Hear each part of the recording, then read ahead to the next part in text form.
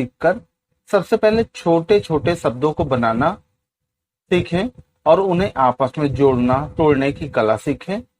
आज की पहली क्लास बस इसी बात को लेकर है। इसमें आज हम सीखने वाले हैं कि कैसे दिस, दैट, दीज, दोज को हम अनोखे ढंग से प्रयोग में ला सकते हैं। तो आइए स्टार्ट करते हैं इस वीडियो को।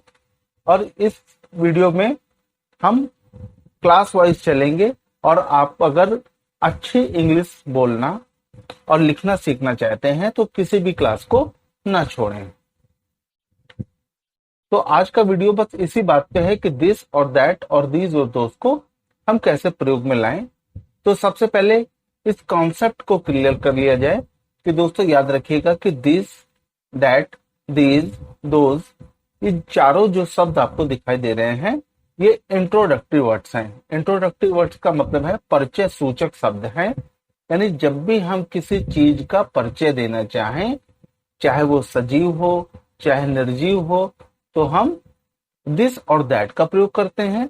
और जब खूब सारी चीजें हमारे पास में होती हैं, चाहे वो सजीव हो चाहे निर्जीव हो, तो दीज और दोज का प्रयोग करते हैं। अब इस बात को हम थोड़ा सा क्लियर कर लेते हैं कि कब हमें दिस का प्रयोग करना है, कब हमें दीज का प्रयोग करना है और कब हमें दैट का प्रयोग करना है और कब हमें दोज का प्रयोग करना है। तो याद रखिएगा, जब आप अपनी जगह स्थिर रहकर किसी चीज को छू सकते हैं या महसूस कर सकते हैं, तो हमेशा उस चीज का परिचय देने के लिए आपको दिस का प्रयोग करना है। ये अभी हम आगे एग्जाम्पल्स में समझेंगे, लेकिन आपको बस छोटा सा कॉन्सेप्ट ये याद में रखना है कि अगर आप अपनी इस जगह स्थिर हैं और सामने अगर आप किसी चीज का परिचय देना चाहते हैं, अगर आपको लगता है उस चीज को आप छू सकते हैं, तो आप उस चीज का परिचय देने के लिए दिस का प्रयोग करेंगे, भले वो चीज सजीव हो या निर्जीव हो। अब बात आती है कि खूब सारी चीजें पास में हो, यानी एक से ज्यादा चीजें अगर आपके पास में हैं, उनका परिचय देना चाहते हैं और आपको लगता है इन सभी चीजों को आप छू सकते हैं, तो आप दीज का प्रयोग करेंगे। इसी तरीके से हम दैट का प्रयोग कहाँ करेंगे? अगर आप अपनी जगह स्थिर रहकर परिचय देने वाली चीज को छू नहीं पाते हैं, तो हम उस चीज का परिचय देने के लिए दैट का प्रयोग करेंगे। इसी तरीके से दोज का प्रयोग हम कहाँ करेंगे? जब खूब सारी चीजें दूर हों और आपको लगता है आप छू नहीं सकते हैं, तो उन चीजों का परिचय देने के लिए हम दोज का प्रयोग करेंगे। यहाँ पर आपको साफ साफ अर्थ दिखाई दे रहे होंगे इनका कि दिस का अर्थ यह है या इस है। ये हमारी अपनी भाषा में जो शब्द प्रयोग करते हैं, मैंने उन्हीं शब्दों को लिया है। क्या मैंने बताया आपको कि दिस का अर्थ यह भी है, इस भी है। इसी तरीके से दीज का अर्थ ये है या इन है। इसी तरीके से दैट का अर्थ वह है या उस है, और दोज का अर्थ वे है और उन है। अब आगे एग्जाम्पल्स में देखते हैं ताकि आपको ये सारी चीजें समझ आ जाए। हमने कॉन्सेप्ट तो समझ लिया था, अब आइए सबसे पहले हम इस कॉन्सेप्ट को एक पिक्चर के माध्यम से समझें। अब जैसे आपको इस फोटो में एक लड़का सेब खाता हुआ दिखाई दे रहा है। क्या आपको साफ साफ दिखाई दे रहा है कि ये लड़का इस सेब को छू सकता है, यानी उसके हाथ में है। अगर वो इसका परिचय देना चाहे तो उसके मुंह से क्या निकलेगा? यह सेब। अब जैसे उसने कहा यह सेब बहुत मीठा है, परिचय दे रहा है वो। इसी तरीके से उसने बोला इस सेब का रंग लाल है, अब भी परिचय दिया जा रहा है सेब का। तो यहाँ पर हम यह या इस शब्द का प्रयोग कर रहे हैं। आइए इसे एग्जाम्पल से समझें। जैसे यह सेब या इस सेब, आखिर इसका अनुवाद क्या होना चाहिए? तो मैंने अभी आपको बताया कि यह या इसका अर्थ क्या है दोस्तों? दिस है। और कोई चीज पास में होती है तो उसका परिचय देने के लिए हम दिस का प्रयोग करते हैं। तो अगर ये शब्द का अनुवाद किया जाए तो बिल्कुल घबराने की बात नहीं है, जैसे लिखा है वैसे ही आपको लिख देना है, इसका अनुवाद कर देना है। यह का अर्थ क्या होता है? दिस होता है। और सेब का अर्थ क्या होता है? एप्पल होता है। इसी तरीके से इसका अर्थ आप जान ही गए हैं, दिस होता है और सेब का अर्थ एप्पल है। इसका यानी इसका अनुवाद क्या होना चाहिए? This Apple. इसी तरीके से अब मैं दूसरी पिक्चर लेता हूं। इस पिक्चर में एक लड़का पेड़ के नीचे खड़ा है और ऊपर एक सेब लगा हुआ है। अब अगर वो उसका परिचय देना चाहे तो सबसे पहले उसको इस कॉन्सेप्ट को ध्यान देना होगा कि वो इस चीज को छू सकता है या नहीं छू सकता है। जायज बात है, इस सेब को नहीं छू पाएगा, तो इसका अर्थ है कि जब भी वो परिचय देना चाहे तो वो उसके मुंह से जो हिंदी निकलेगी वो निकलेगी वह सेब या उस सेब, वह सेब या उस सेब। जायज बात है। तो यानी आइए इसका अनुवाद करके देखें। वह सेब या उस सेब, तो वह या उस का अर्थ हम जान गए हैं क्या होता है, दैट होता है। तो इसका अनुवाद क्या होना चाहिए, दैट एप्पल। ये हो गया इसका अनुवाद। आइए अगली पिक्चर के माध्यम से हम इस बात को समझें। अब ये लड़का आपको पिक्चर में दिखाई दे रहा है जिसके हाथ में खूब सारे सेब हैं। अब आपसे कहा जाए कि क्या ये इन सेबों को छू सकता है आसानी से, आप कहेंगे बिल्कुल छू सकता है। तो इसका मतलब अगर वो परिचय देना चाहे यानी वाक्य की शुरुआत करना चाहे, कुछ कहना चाहे, तो वो उसके मुंह से क्या निकलेगा, ये सेब या इन सेबों। अब जैसे कहा जाए कि ये सेब बहुत मीठे हैं या इन सेबों का रंग लाल और पीला है। अब ये परिचय दिया जा रहा है यहाँ पर। तो अब इसका अनुवाद अगर करना चाहें हम, तो ये और इन का अर्थ हम लोग क्या जान गए हैं कि दीज होता है। तो इसका मतलब दीज एप्पल्स, बहुत सारे सेब हैं तो इसलिए हमको इस सेबों का बहुवचन बनाना पड़ेगा, दीज एप्पल्स। हिंदी के हिसाब से ही समझिए कि खूब सारी चीजें हैं तो उसका जायज बात है बहुवचन में उसकी बात होगी, यानी दीज एप्पल्स, यानी इसका अनुवाद क्या हो जाएगा, दीज एप्पल्स। इसी तरीके से अगली अगर पिक्चर देखें तो अब आप देख रहे हैं कि लड़का पेड़ के नीचे है और ऊपर बहुत सारे सेब लगे हैं। अगर वो उसका परिचय देना चाहे तो उस वाक्य की शुरुआत वो कैसे करेगा कि वे सेब या उन सेबों, इस तरीके से आगे अपनी बात को वो बढ़ाएगा। तो इसका मतलब सबसे पहले हम इन शब्दों का अनुवाद करते हैं। तो वे और उनका अर्थ क्या है दोस्तों, दोज। अब अगर इसका अनुवाद करा जाए तो दोज एप्पल्स, क्या हो जाएगा इसका अनुवाद, दोज एप्पल्स। तो इसका मतलब मैं ये समझू कि आपको ये बात आसानी से समझ आ गई होगी। मैं एक बार फिर आपके सामने इस बात को रिपीट कर देता हूं कि जब भी कोई चीज, एक चीज अगर आपके पास हो जिसे आप छू सकते हैं तो हम परिचय देने के लिए दिस का प्रयोग करेंगे।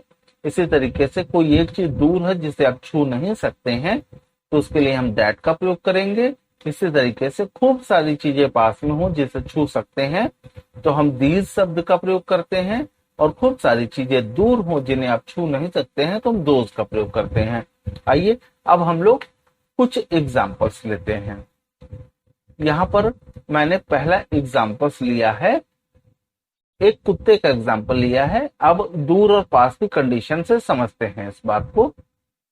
जैसे मैंने लिखा यह कुत्ता, इसका मतलब हुआ कि इस कुत्ते को छुआ जा सकता है। फिर वह कुत्ता, इसका मतलब कुत्ते को छुआ नहीं जा सकता है।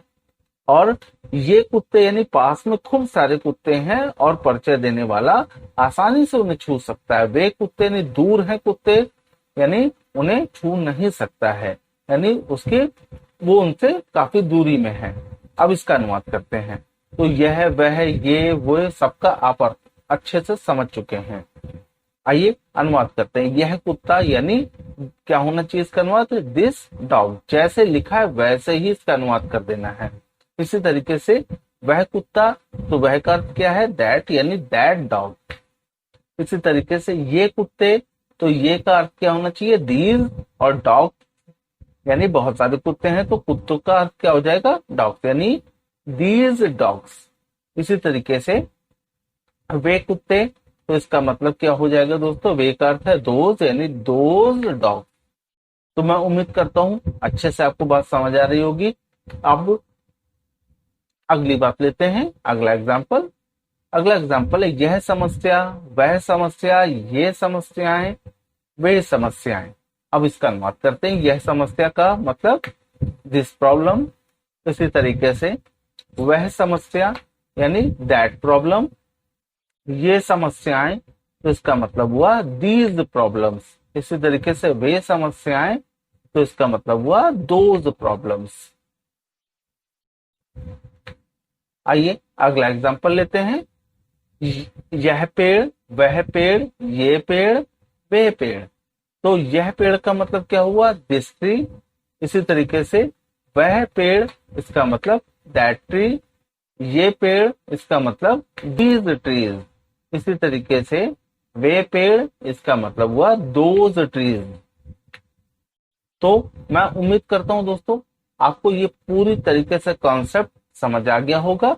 अब मैंने यहाँ पर आपके लिए एक एक्सरसाइज दी है, जैसे पहले कुछ शब्द लिखे हुए हैं और उसी तरीके से आपको अनुवाद करना है। यह संधि, वह संधि, ये संधियां, वे संधियां। इसी संधियों को समझौते भी कह सकते हैं आप।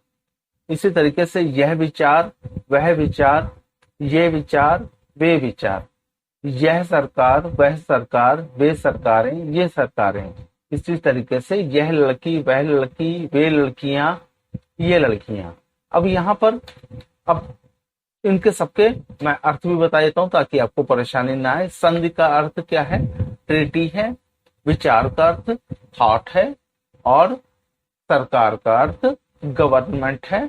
और लड़की का अर्थ गर्ल है। अब आप आसानी से बना सकते हैं कि जैसे यह संधि है, मैं एक बना देता हूं, बाकी आप खुद बना लीजिएगा। यह संधि यानी दिस ट्रीटी। इसी तरीके से वह संधि यानी दैट ट्रीटी। ये संधियां यानी दीज ट्रीटीज। इसी तरीके से वे संधियां दोज ट्रीटीज। अब मैं उम्मीद करता हूं आप आसानी से बना सकते हैं। ये एक्सरसाइज आप और भी बना सकते हैं। जैसे आप कमरे में बैठे हैं, अब आपको कंप्यूटर दिखाई दे रहा है, तो आप क्या कह सकते हैं, अपने दिमाग में बनाइए और दिमाग में ही बोलने की कोशिश करिए, उसका अनुवाद करिए। जैसे यह कंप्यूटर, वह कंप्यूटर, ये कंप्यूटर्स और वे कंप्यूटर। इसी तरीके से आपको कुर्सी दिखाई दे रही है, तो यह कुर्सी, वह कुर्सी, ये कुर्सियां, वे कुर्सियां। इसी तरीके से जितनी भी चीजें आपको दिखाई देती हैं रास्ते चलते, जहां बैठे हैं, तो कम से कम मन में आप हिंदी उसकी सोचिए तुरंत, और तुरंत उसका मन में ट्रांसलेशन करने की कोशिश करिए। पेन कॉपी का प्रयोग बिल्कुल मत करिए और ये सोचिए कि आप कितनी स्पीड के साथ सोच सकते हैं। अब जितनी स्पीड के साथ सोचेंगे, जितनी जल्दी सोचेंगे, उतनी ही जल्दी आप बोलेंगे। और यही इसका नियम है स्पीकिंग का। किसी का साथ लेने की जरूरत नहीं है, भ्रमित मत होइए। आप अकेले जो काम कर सकते हैं वो कोई नहीं कर सकता है। इसी उम्मीद के साथ मैं आपसे इजाजत लेता हूं और साथ ही साथ इस बात का अनुरोध करूंगा कि अगर आपको इस चैनल के नए मेहमान हैं, आपको चैनल पसंद आया हो, लग रहा है कि आप कुछ सीख सकते हैं, तो इस चैनल को सब्सक्राइब करें और शेयर करें, लाइक करें, फॉलो करें, कमेंट करें और बेल आइकन दबाना ना भूलें, ताकि जितने भी मेरे लेटेस्ट वीडियो हैं आप तक आसानी से पहुंच जाएं। और साथ ही साथ अब आप व्हाट्सएप ग्रुप से भी जुड़ सकते हैं, ये नंबर है, और आप आसानी से मेरे व्हाट्सएप ग्रुप से जुड़ सकते हैं, ताकि जितनी भी लेटेस्ट इंफॉर्मेशन है या स्टडी मटेरियल्स हैं वो आप तक आसानी से भेजे जा सकें।